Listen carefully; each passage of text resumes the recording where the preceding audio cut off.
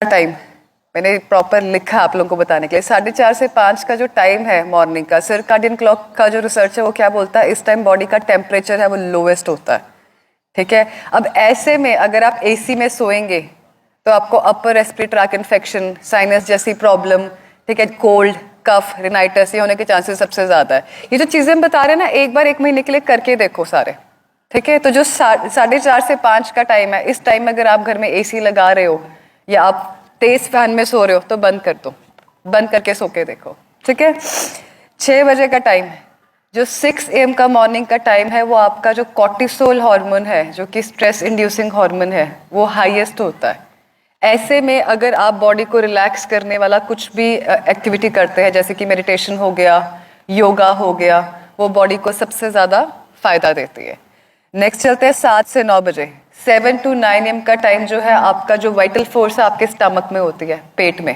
तो मैक्सिमम जो आपके डाइजेस्टिव जूसेस हैं वो 7 से 9 बजे के बीच में बॉडी में रिलीज होते हैं। तो 7 से 9 बजे के बीच में अगर आप दिन का पहला मील खाते हैं तो सबसे अच्छा डाइजेशन उसका होता है, सबसे ज़्यादा उसका गुड आउटकम आता है।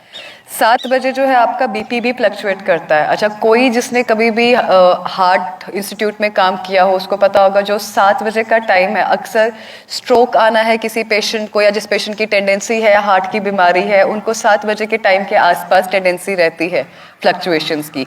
तो ऐसे में अगर कोई आपके घर में पेशेंट है जिसको बीपी की प्रॉब्लम है या हार्ट डिजीज है या ऐसा कुछ भी सिनेरियो है, कोशिश करो कि उस इंसान को गुस्सा नहीं है। क्योंकि कहते हैं ना, सुबह सुबह क्या सड़ी सी बात कर दी, गुस्सा क्यों कर रहे हो, सुबह सुबह नहीं गुस्सा करते होते, कह देते हैं ना ऐसे।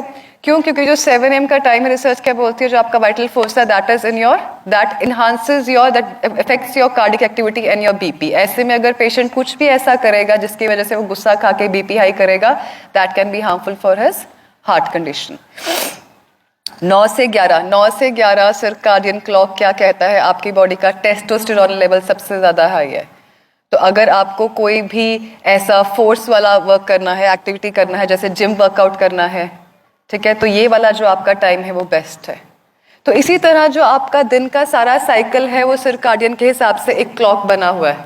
हम लोग आपको यहाँ पे बोलते हैं कि सुबह उठ के योगा करो, मेडिटेशन करो, ठीक है, शाम को अर्ली सो, कहते हैं ना early to wake and early to sleep अच्छा होता है। तो ये पैटर्न्स क्यों बने हैं? ये आपकी बॉडी के छोटी छोटी चीज़ों को सिंक्रोनाइज्ड करने के लिए। देखो, ह्यूमन बॉडी ना एक मशीनरी की तरह काम करती है। हर मशीनरी के सेटअप और डिफॉल्ट सेटिंग अलग अलग है। हम लोग यहाँ